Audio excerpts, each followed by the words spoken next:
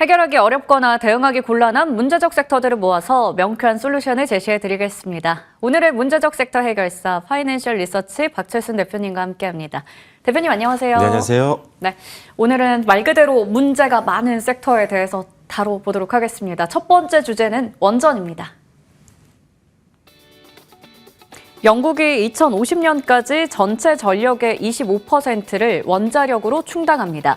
SMR, 대형 원전 동시 출격이라 팀 코리아에게도 기회가 될 듯한데요. 두산 에너빌리티의 미국 SMR 시장 진출, 한국 체코 신규 원전 협력 등 모멘텀도 풍성한데 원전주, 주도주로 기환할까요?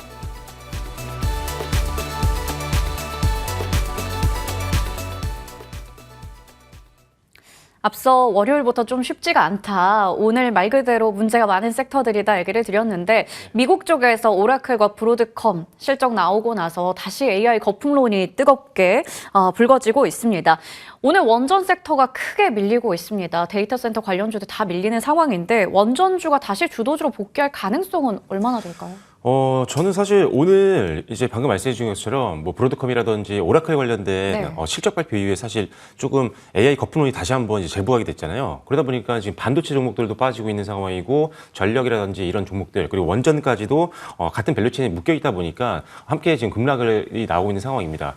또 지난주에는 또 다시 또 반도체 관련된 또는 AI 관련된 또 기대감이 또 올라가면서 또 반등이 나오기도 했었거든요. 네. 그래서 지금 반등과 그다음에 조정이 계속적으로 반복되고 있는 상황이어서 많은 투자자분들이 좀 걱정을 많이 하시는 것 같은데 저는 일단 기본적으로 이 원전에 대한 수요는 계속적으로 이루어지고 있는 상황이기 때문에 이 원전 관련된 기술력을 갖고 있는 국내 기업들은 올해보다 내년 그리고 내년보다 내후년이 더 기대가 된다라고 보고 있는 상태입니다. 실질적으로 지금 미국도 엄청나게 내년부터 본격적으로 원전 프로젝트를 진행을 하는 그런 상황이다 보니까 미국 자체 내에서는 사실 원전 주기라든지 아니면 보조기기를 만들 수 있는 상황이 아니거든요. 그렇다면 중국을 배제한 상태에서는 당연히 우리나라의 도움이 절실한 상황이라고 보시면 될 것 같습니다. 특히나 미국의 웨스팅하우스와 국내 기업들 간의 협력 관계가 계속적으로 유지가 되고 있는 상황이기 때문에 미국이 수주를 하건 아니면 우리나라의 뭐 한수원이라든지 팀 코리아가 또 수주를 하건 모든 양방향에서 모두 다 수혜를 볼 수 있는 섹터이기 때문에 원전 쪽을 계속 보셔야 된다고 보고 있고요. 원전뿐만 아니라 지금 밀리고 있는 이 AI 관련된 종목군들 이제 마이크론 실적 발표를 좀 앞두고 있는 상황이다 보니까 사실 요거 실적이 안 좋을 수가 없는 상황이거든요. 그렇죠. 메모리 섹터들은 지금 너무 공급이 지금 부족한 상황이다 보니까 지금 웃돈을 주고라도 살려고 하는 구매자들이 굉장히 많습니다. 그래서 당연히 마이크론 실적 발표 좋게 나올 거고 그렇다면 다시 한번 관련된 오늘 밀리고 있지만 반도체라든지 지금 말씀드리고 있는 원전이라든지 뭐 전력이라든지 모든 섹터들 다시 한번 반등 나올 수 있으니까요. 오히려 조정 시에 비중을 좀 확대하는 전략으로 가시는 게 좋겠다라고 말씀드리겠습니다. 희망적인 멘트를 해주셨네요. 오히려 조정이 나왔을 때 우리가 기회로 삼고 매수 관점에서 대응할 수 있겠다라고 얘기를 주셨습니다. 그러면 대표주 위주로 원전 안에서 보는 건 어떨까 궁금한데 두산 에너빌리티 전고점은 97,400원쯤 10월 말에 기록했던 수준이거든요. 네. 가스터빈도 있고 원전도 있고 결국에 이중 모멘텀을 가지고 있잖아요. 산다면 좀 이 종목을 보면 어떨까 싶은데 10만 원까지도 보면서 지금 그러면 담는 전략은 괜찮을까요? 네. 괜찮아요? 가능합니다. 일단은 네. 두산 에너빌리티는 사실 너무 걱정이 안 되는 그런 종목이다 보니까 일단은 주기기를 만들 수 있는 국내 유일한 기업이고요. 실질적으로 미국 같은 경우도 두산 에너빌리티가 없이는 사실 원전 프로젝트를 하기가 어려울 정도로 가장 큰 수혜를 볼 수 있는 섹터라고 보시면 됩니다. 그래서 주기기 관련돼서는 메인 섹터고 실질적으로 지금 뭐 주가가 조금 조정받고 있긴 하지만 크게 밀리는 것도 아니거든요. 전저점은 계속 이탈하지 않고 있는 상황이고 특별히 지금 61선에서 계속 반등이 나오고 있는 상황. 지금도 오늘 낙폭을 보이고 있지만 다시 61선 터치하고 다시 양봉 만들면서 낙폭을 회복하고 있는 모습이기 때문에 기술적인 지지선도 아직은 지켜지고 있는 상황이다. 오히려 기술적 지지선 바닥권에 있는 상황이기 때문에 오히려 저가 매수의 기회로 볼 수 있을 것 같고요. 특히나 이제 뭐 대형 원전이라든지 SMR 같은 경우도 계속적으로 이제 수주가 나올 텐데 첫 번째로 가장 단기적으로 봤을 때는 주기기 관련된 특히나 대형 원전 관련된 수주가 나올 거고요. SMR은 아직 조금 먼 얘기긴 하지만 뭐 예를 들어 미국에 있는 이런 SMR 관련된 기업들과 이미 MOU를 체결한 상태이기 때문에 이들 기업들이 실질적으로 SMR 공사를 시작하게 된다면 당연히 두산 에너빌리티가 수주가 나올 수밖에 없는 상황입니다. 그래서 단기 모멘텀은 대형 원전, 중장기 모멘텀은 SMR로 보시면 될 것 같고 추가적으로 가스터빈 쪽도 역시나 데이터 센터가 계속적으로 확장이 되면서 이 가스터빈의 중요성이 점점 더 높아지게 되는 상황인데 이 회사 거의 네 번째인가 다섯 번째로 이제 이 가스터빈을 개발한 회사거든요. 특히나 그렇기 때문에 그만큼 기술적으로도 우위에 있는 기업인 상황인데다가 올해 같은 경우도 처음으로 이제 미국 가스터빈 수출을 했던 전례를 만들었기 때문에 본격적으로 가스터빈 쪽에서의 매출 성장을 내년부터 기대해 볼 수 있는 상황이어서 원전뿐만 아니라 가스터빈까지도 굉장히 좋은 사업을 갖고 있기 때문에 네. 지금이라면 뭐 신규 매수 접근도 가능한 그런 구간이다라고 보시면 될 것 같습니다. 횡보 구간이 길어져서 걱정도 했었는데 지지선 잘 지켜지고 있는 만큼 지금 저가 매수 가능한 구간이다 말씀해 주셨습니다. 그러면 중소형 원전이나 건설주는 어떻게 보세요? 이쪽이 낙폭이 좀 더 깊어서요. 사실 그 중소형 원전주는 지금은 뭐 굳이 볼 필요는 없다고 생각하고 있고요. 네. 항상 대부분의 이제 확률적으로 봤을 때는 원전 섹터에 대한 어떤 기대감이 올라갈 때는 대형주가 먼저 움직이는 경우가 거의 대부분이었습니다. 그렇기 때문에 일단 시가총액이 좀 높은 기업들 또는 각자 맡고 있는 어떤 부품이라든지 이런 기기들 쪽에서는 시장 점유율이 높은 1, 2위 기업들을 위주로 보시는 게 좋겠다라고 보겠고요. 뭐 건설주 같은 경우는 역시나 큰 기업이 아니면 원전 쪽에 수출하기가 좀 어렵습니다. 네. 그렇기 때문에 뭐 대우건설이라든지 현대건설이라든지 삼성물산 정도만 보시면 될 것 같고 중소형주 같은 경우는 나중에 원전주가 다시 한번 주도주로 확 돌아섰을 때 예. 그때 키 맞추기를 고려해서 그때 천천히 신규 매수를 접근하시면 되니까요. 지금은 일단 대형주 위주로 베팅하시는 게 좋겠다라고 보시면 될 것 같습니다. 네. 중소형 쪽은 좀 더 대형주 먼저 보고 좀 접근해야 된다 얘기를 주셨는데요. 이슈 하나 더 있어서 짚고 갈게요. 페르미 쪽에 원전 그 수출 취소와 관련한 부분은 악재로 좀 작용하지 않을까 보는데 어떻게 보세요, 그쪽은? 일단 뭐 그쪽도 악재 뭐 단계로 뭐 좋을 건 아니잖아요. 예. 그렇기 때문에 악재가 될 수 있겠지만 지금 우리가 주목해야 되는 것들은 뭐냐면 이번 이제 올해 말부터 시작해서 체코 원전 수주에 대한 본계약이 체결이 되기 시작하면 실질적으로 수주에 이제 잡히기 시작하거든요. 그러면 일단 관련돼서 수주를 하는 기업들 같은 경우는 매출에 잡히기 시작하기 때문에 일단 실적이 올라갈 수 있다는 점. 그리고 체코 원전 수주를 통해서 지금 기술적 신뢰도가 가장 높은 기업이 우리나라 원전 기업들이기 때문에 내년부터 뭐 중동이라든지 미국이라든지 본격적으로 이제 원전 신규 발주가 들어오면 우리나라가 가장 우위에 있다고 보시면 될 것 같습니다. 그래서 지금은 단기 악재로 오히려 조정이 나왔을 때는 큰 그림을 보고 좀 중장기 베팅을 할 수 있는 매수의 기회로 활용하시는 게 좋겠다라고 보시면 될 것 같습니다. 네, 단기 악재 나온 만큼 지금은 우리가 큰 그림을 보고 중장기적인 전략을 세워야 된다 얘기를 주셨습니다. 원전에 대한 이야기 맞춰보겠고요. 또 다른 궁금한 섹터죠. 전력기기 이야기 해보겠습니다. AI발 전력 수요 폭증에 K전력기기의 수출도 고공행진입니다. LS 일렉트릭은 연 6천억 원 규모의 초고압 변압기 생산이 가능한 공장을 완공했습니다. 다만 미국의 빅테크를 중심으로 AI 거품론이 다시 떠오르는데 전력기기주는 어떻게 대응할까요?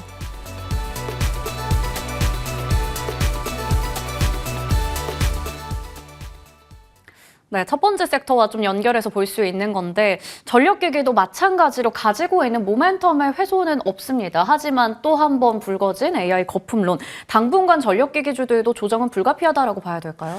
네, 단기적으로 좀 흔들릴 가능성은 좀 있는데요. 역시나 앞서 말씀드린 것처럼 마이크론의 실적 발표를 기점으로 해서 좀 투심은 살아날 걸로 보고 있는 상황입니다. 이제 마이크론이 9월 달부터 11월 달까지의 실적 발표를 이제 앞두고 있는 상황인데 실질적으로 지금 메모리라든지 HBM 관련된 수요는 폭증을 하고 있는 상황이고 없어서 못 파는 상황이다 보니까 당연히 실적에 대한 기대감은 여러분들이 가지셔도 된다. 그래서 지금 사실 전력기기 그리고 조금 전에 말씀드렸던 원전 그리고 반도체 조정 나올 때 지금은 역시나 매수의 기회로 활용하는 게 좋겠다라고 보시면 될 것 같고요. 특히나 이제 전력기기 쪽 좀 가지고 있는 분들도 사실 불안할 수 있잖아요. 네. 그럴 때는 실적을 보십시오. 실적이 너무나도 좋기 때문에 뭐 지금 걱정할 필요가 없고 뭐 관세 충격도 거의 없는 상황이다 보니까 왜 변압기라든지 이런 전력기기 관련된 섹터들은 지금 공급자 우위 시장입니다. 미국 같은 경우는 변압기를 중심으로 봤을 때는 변압기 자금률이 굉장히 떨어지거든요. 10에서 20%밖에 만들지 못하기 때문에 우리나라 거를 이용할 수밖에 없는 상황입니다. 그만큼 지금 고객사가 좀 없어서 지금 달라고 요청하는 상황이다 보니까 실적이 엄청나게 늘어날 수밖에 없는 상황이라는 점을 감안한다면 전력기기는 역시나 조정 시에는 매수의 기회로 활용하시는 게 맞겠다라고 보시면 될 것 같습니다. 원전과 마찬가지로 전력기기도 조정 시에는 매수로 접근하자라고 긍정적으로 봐주셨습니다. 변압기 이렇게 말씀해 주신 것처럼 실적 좋고요. 수주가 늘어나는 만큼 여기에 이제 따라오는 전선주도 그러면 같이 투자를 해도 괜찮은 시점일까요? 네, 전선주도 당연히 봐야 되는 게 당연히 지금 이제 AI 데이터 센터를 움직이기 위해서는 전력이 중요해서 원전도 중요하겠지만 당연히 이 전력을 공급하기 위해서는 신규 전력 인프라가 필요할 수밖에 없는 상황입니다. 그렇다면 조금 전에 언급드렸던 변압기도 당연히 필요하지만 당연히 전선 수요도 늘 수밖에 없는 상황이고 국내 같은 경우도 이제 에너지 고속도로라든지 이런 것들을 통해서 정부의 정책적으로 투자가 계속적으로 확대가 되고 있는 상황이기 때문에 전선 관련된 대표주들은 우리가 계속적으로 지켜봐야 되는 섹터고 실적도 계속 레벨업 될 수 있다는 점. 다만 그 안에서도 증설을 통해서 추가적인 캐파 확장을 통한 외형 성장이 가능한 기업들을 위주로 보시는 게 좋겠다라고 말씀드리겠습니다. 그러면 어떤 종목 봐야 될까 고민이 되는데요. 오늘 탑픽이 마침 전력기기 전선 이 안에 있는 것 같습니다. 어떤 종목으로 골라주셨을까요? 네, 오늘 여러분들께 소개해드릴 종목은요. 산일전기인데요. 예. 사실 산일전기는 제가 6월 달에도 한번 추천드렸던 종목이죠. 6월 달에 추천드리고 나서 목표가를 굉장히 크게 지금 상향 돌파하는 구간인데 사실 11월 달에 고점을 만들고 나서 지금 조정이 아직 마무리되지는 않았습니다. 가격 조정은 거의 마무리됐다라고 보고 있지만 기간 조정이 조금 나오고 있는 상황이다 보니까 지금 오히려 걱정하실 필요 없이 오히려 지금 매수를 하시는 게 맞는 타임이라고 보여지고요. 일단은 이 변압기 쪽은 슈퍼사이클이 계속 지속이 되고 있는 상황입니다. 특히나 이 회사가 주력을 하고 있는 특수 변압기 같은 경우는 굉장히 고부가 가치 제품으로 알려져 있는데 이 제품 같은 경우는 이제 기본적으로 FOB 조건으로 인도를 합니다. 수출을 할 때 그 말은 뭐냐면 배에까지만 물건을 보내면 그 다음부터 관세라든지 이런 것들은 고객사 쪽에서 부담을 하는 거거든요. 그래서 주력 제품 같은 경우는 관세와 전혀 무관한 상황이다. 그래서 관세 충격이 가장 자유로운 기업이다라고 보시면 될 것 같고요. 그리고 증설을 역시나 완공을 했습니다. 엄청나게 지금 변압기에 대한 수요가 늘고 있는 상황인데 선제적으로 지금 증설을 한 상태여서 이 공장의 매출이 본격적으로 반영이 된다라고 한다면 한 3천억 원 이상까지 매출이 급성장할 수 있는 상황이기 때문에 이런 증설 효과까지도 기대해 볼 수 있는 상황이다라고 보시면 될 것 같고요. 역시나 호실적입니다. 지금 3분기 실적 보신 분들이 조금 걱정하시는 분들이 있어요. 왜냐면 대손상각비가 이제 반영이 됐거든요. 근데 이거 같은 경우는 뭐냐면 받을 돈은 좀 미리 받지 못하고 좀 지연됐다라고 보시면 될 것 같아요. 그래서 회계적으로 실적은 좀 잘 나오지 못했지만 이게 이제 4분기라든지 내년 1분기 때 회수할 수 있는 자금으로 우리가 알려져 있습니다. 그래서 오히려 이연이 되면서 4분기 실적이 더 3분기 대비했을 때 훨씬 더 높게 평가된 것처럼 보일 수 있기 때문에 오히려 기저효과를 감안한다고 한다면 4분기 호실적을 보면서 우리가 충분히 매수 가능한 상황이라고 보시면 될 것 같습니다. 그래서 일단 지금 현재가 오늘은 이제 5%대 빠지고 있는 상황이기 때문에 적극적인 매수보다는 분할 매수로 활용하시는 게 좋겠다라고 말씀을 드리겠고요. 일단 3에서 4분할 정도는 하시는 게 좋을 것 같습니다. 단기적으로 흔들 수가 있기 때문에. 그래서 3, 4분할 정도로 매수를 하시되 목표가는 역시나 최고가 부분을 봐야 될 것 같습니다. 목표가는 18만 원으로 제시를 해드리도록 하겠고요. 손절 라인 같은 경우는 13만 원으로 전 저점을 말씀드리도록 하겠습니다. 네. 기간 조정 나오고 있는 구간에서 노려보는데 분할 매수로 접근하자 얘기해 주셨어요. 목표 주가 전고점 이상입니다. 18만 원이고요. 손절가는 13만 원 설정해 주셨습니다. 이어서 한 종목 AS 받아보겠습니다. 이 종목 ST팜인데 10월과 12월 이렇게 두 번이나 공략해 주셨거든요. 그런데 목표 주가를 달성했고 지금도 수익률 차근차근 쌓아가고 있습니다. 미국의 생물보안법 연내 통과 기대감이 높죠. 추가 상승 더 기대해 볼 수 있을까요? 네, 충분합니다. 지금도 최고가 계속 경신하고 있는 모습인데 올해 제가 한 4번 정도 추천드렸던 것 같아요. 네. 근데 최근에도 추천드렸던 이유가 상대적으로 제약바이오 종목들이 많이 올랐음에도 불구하고 ST팜은 실적 대비 너무나도 오르지 못한 상황입니다. 지금도 급등 나온 것처럼 단기 차트를 보시면 부담을 느끼시는 분들이 있을 수 있지만 이 회사 같은 경우는 원료약품 수주 잔고가 지금 역대 최고치를 찍고 있는 상황이고 이를 기반으로 4분기 실적뿐만 아니라 내년 실적까지도 굉장히 기대감이 높은 그런 상황이라고 보시면 될 것 같고요. 그리고 이제 HIV 치료제 관련된 신약도 개발하고 있어서 이제는 신약 가치에 대한 반영까지 된다라고 하면 더 올라갈 수 있는 부분들이 있다라고 보시면 될 것 같고 조금 전에 언급해 주신 것처럼 생물보안법이 포함된 국방수거법이 이제 적용이 된다면 반사익을 볼 수 있는 부분들이 분명히 있기 때문에 목표가는 한 15만 원 정도까지 좀 넓게 보시고 대응하시면 좋을 것 같습니다.